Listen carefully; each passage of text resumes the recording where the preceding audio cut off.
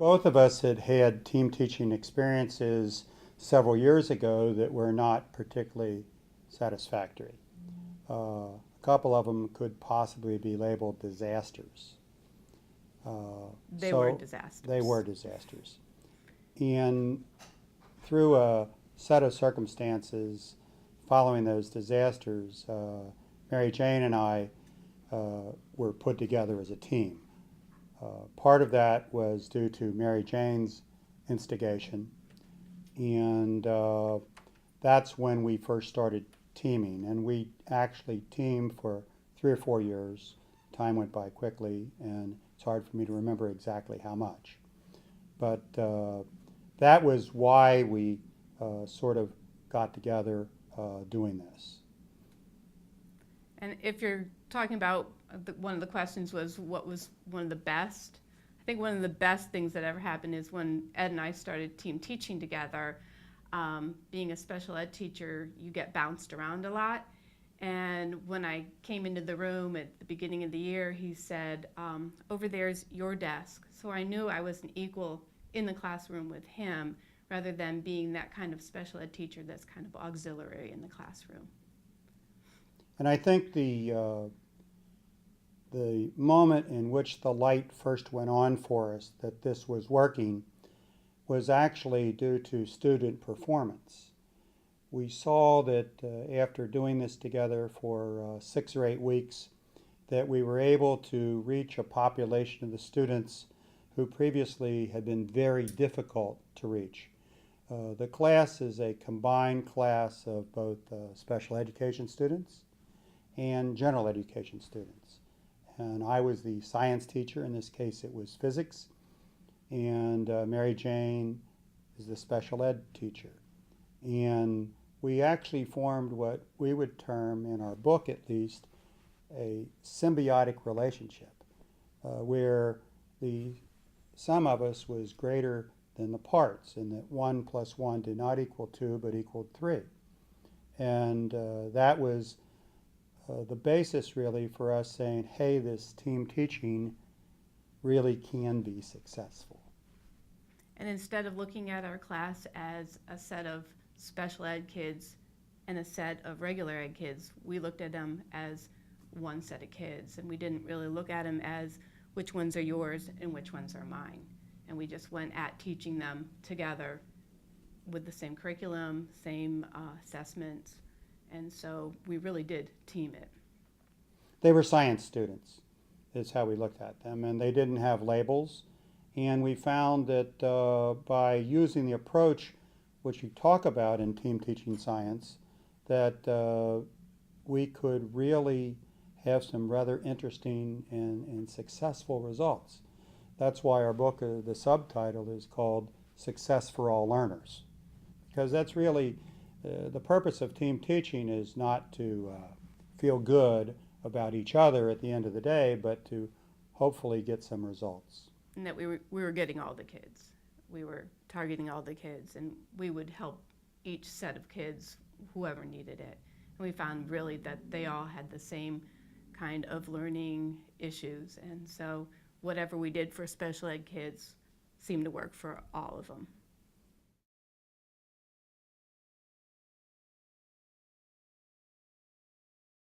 I think they liked that a lot, because sometimes maybe I describe something differently, but it would be a way that a certain kid would understand it versus maybe the way Ed would have explained, or vice versa, because we would come at things from the science background and pretty much a non-science background.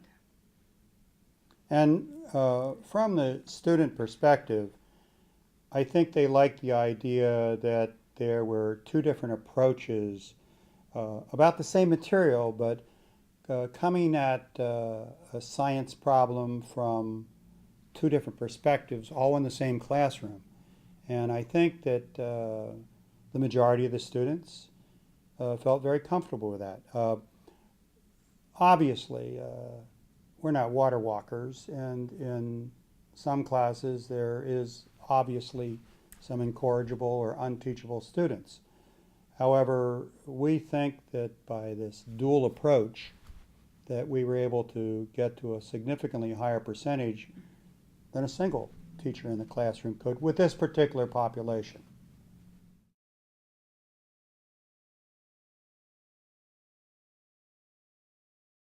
Well, there's lots of challenges. You've got a set of kids who are all over the place in their learning abilities. And then you have two teachers that may approach things in different ways. But the challenge turns into an advantage because you do have the different perspectives and you do have the kids that really are learning from each other at the same time too, because they're teaching each other their different styles of learning. One of the things that we talk about in the book is to approach the entire school year as you would a sports season, where you have a preseason, the season itself, and a postseason.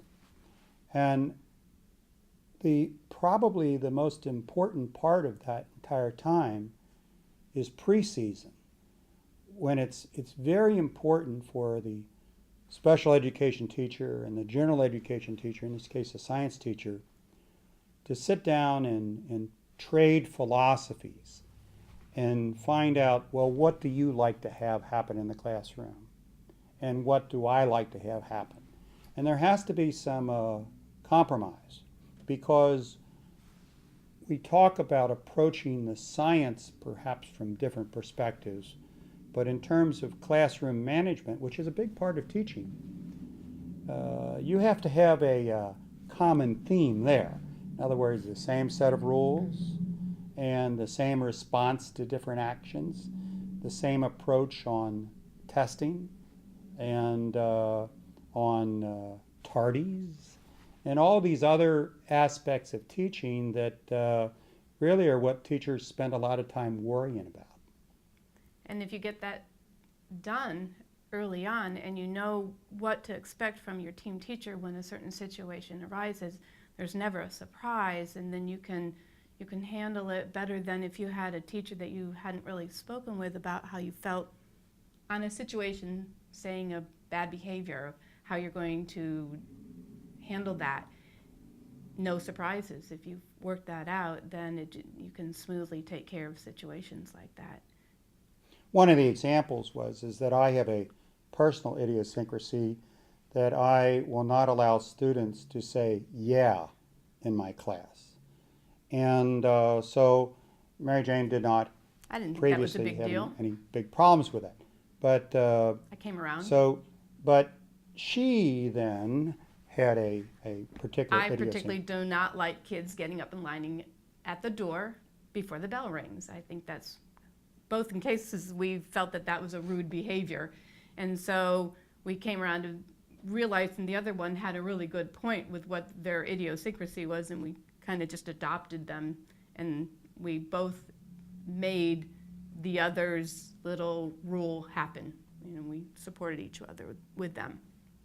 We think that the benefits that can be gained from good team teaching in science are particularly important. And we talk about, in the book, about different strategies for both elementary, middle school, high school, and even for what you do in a non-team taught class if you have some special education children, such as autistic children, and how you can teach science to a group that's mixed like that. And science has some different aspects to it that are not found in a social studies class. For example, in terms of labs, we're dealing with some potentially dangerous things, such as acids and chemicals in Glassware. in chemistry. Glassware. We previously used to have thermometers which had mercury in them. So if you have 30 students sitting in a classroom, which is for lack of a better word, a challenging classroom, it's really good to have two sets of eyes.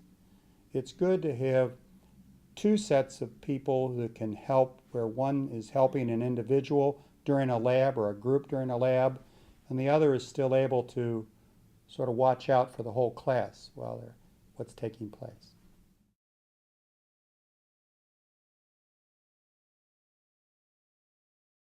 Oh, a lot of assessment.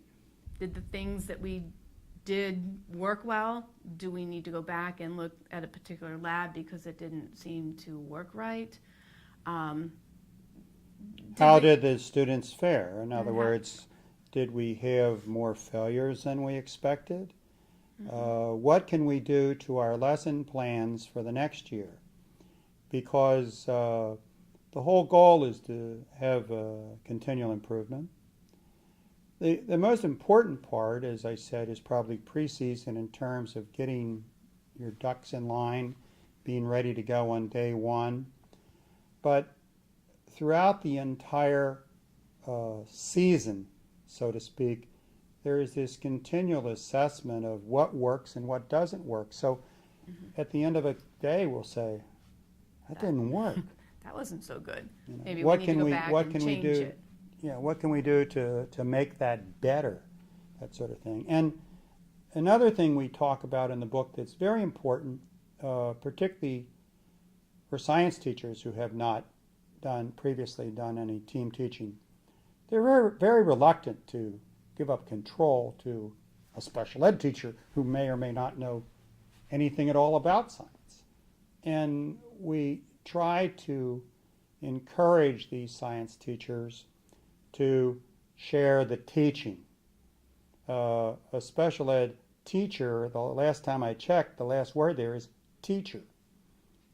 And, True. and so when we started, Mary Jane, quite frankly, knew very little Nothing. about physics. And But it's just the truth. I had never taken physics before. But saying part of this is saying, as a special ed teacher, I want to be involved in the content. Find me a way to start learning this content. My way was to say, hey, let me do the homework. Let me review the homework with the kids. Let me learn the content that way. But also, I made mistakes. And instead of belittling my mistakes, we made them into learning situations for the kids, saying, hey, you know, maybe you did that too. It's okay, and let's just correct it. And move on. Move on. We also quickly developed a system where, for example, I made up the first test. Then we give the same test to whether you're a special ed student, general ed student, or whatever. And I would grade that entire test. And then for the next test, Mary Jane would make up the entire test.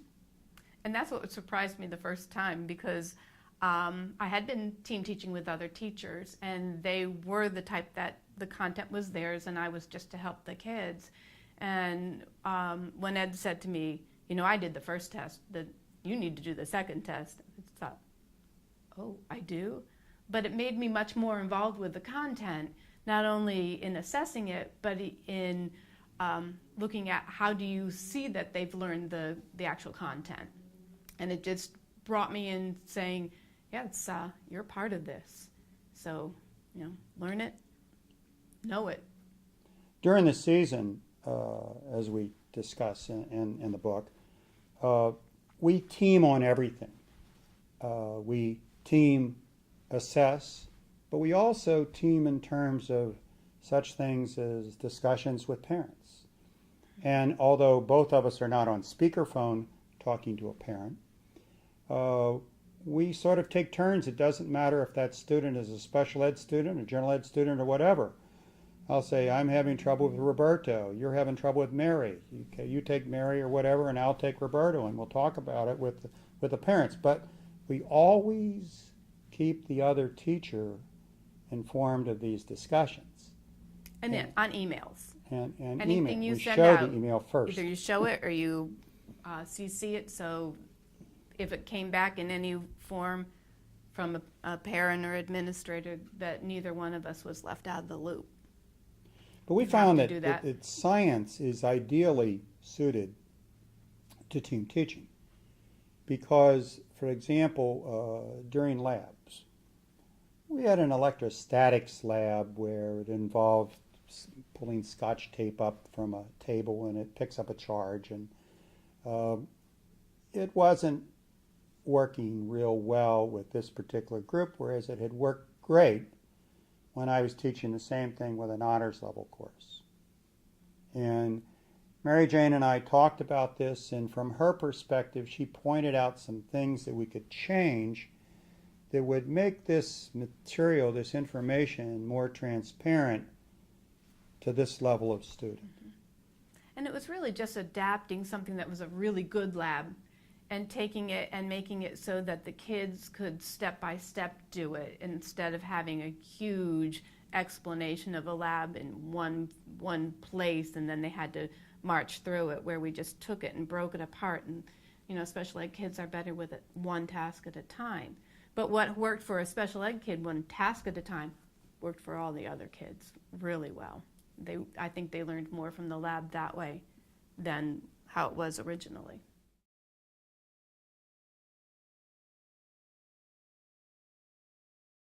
Oh, I was intimidated, you bet. I started out with, are you kidding me? I'm teaching physics.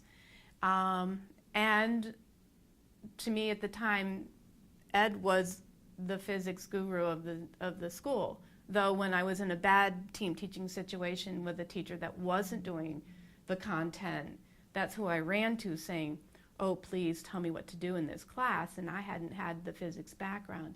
But I was in a team where I was very interested in being a part of the team. I found I really liked the subject when I got exposed to it. So yes, intimidated to start, but now it's what I love to do. And I love to teach physics.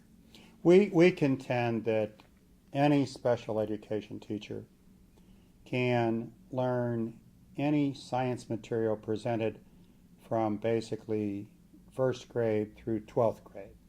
This isn't rocket science. You don't have to do quantum mechanics. You don't have to do organic chemistry. You don't have to do biochemistry.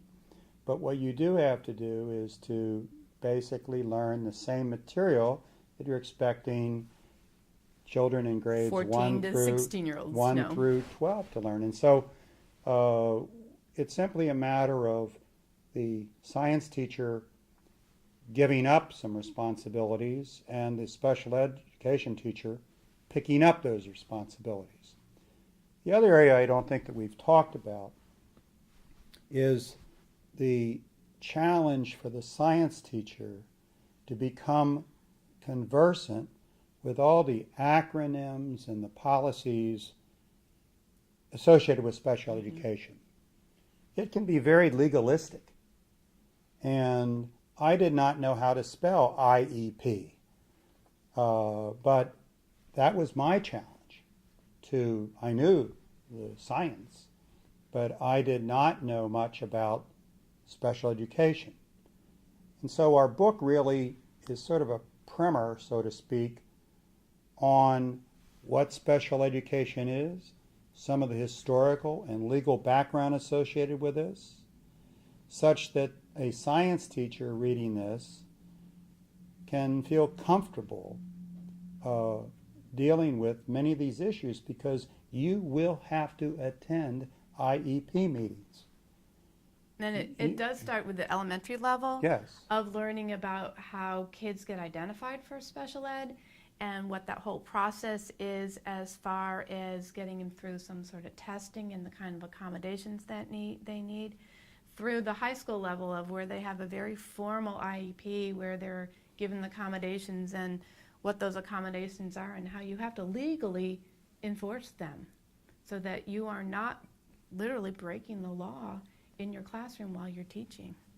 These are not things for teachers to have their hair fall out over, but it's just another one of the things associated with our profession, that if you're going to be good at it, you need to learn these things. And we think that, our book really helps in this regard because, quite frankly, most science teachers are not really special education specialists. And you don't have to become a specialist, but you do have to learn the terms and what you do in certain situations. If you're the content teacher, what do you need to know that's specifically special ed? And if you come to it and you're the special ed teacher, how do you become involved with the content so that you are an equal person in that classroom?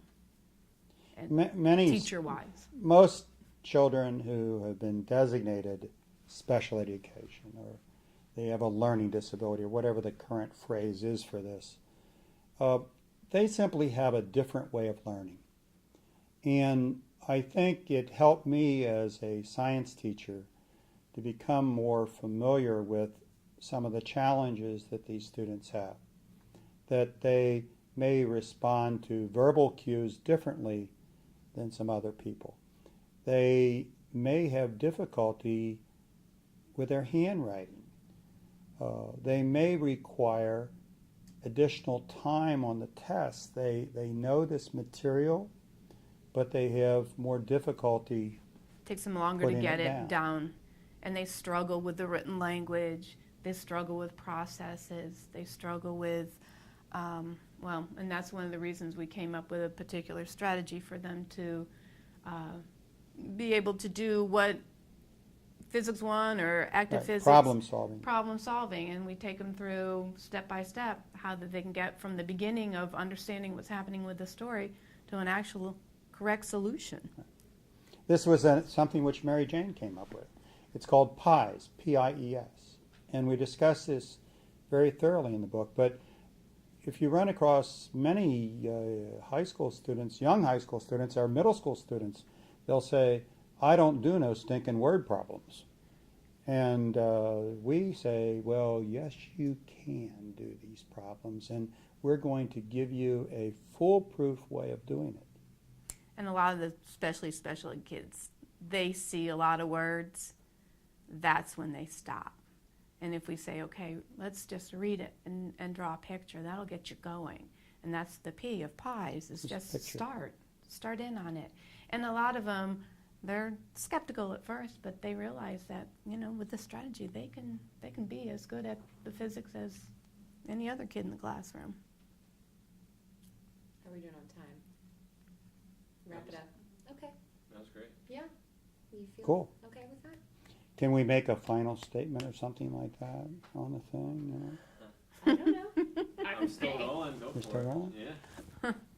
Well, I would think in summary that our book can be very helpful if you're assigned to team teach. Mm-hmm. You have any concerns about it whatsoever, this can be your Bible. It will give you all the information you need, whether you're teaching from grade school through high school. through high school. And it's from either side, whether you're the special ed teacher or the content teacher, whether you're teaching biology, physics, chemistry, or science, it's all in there.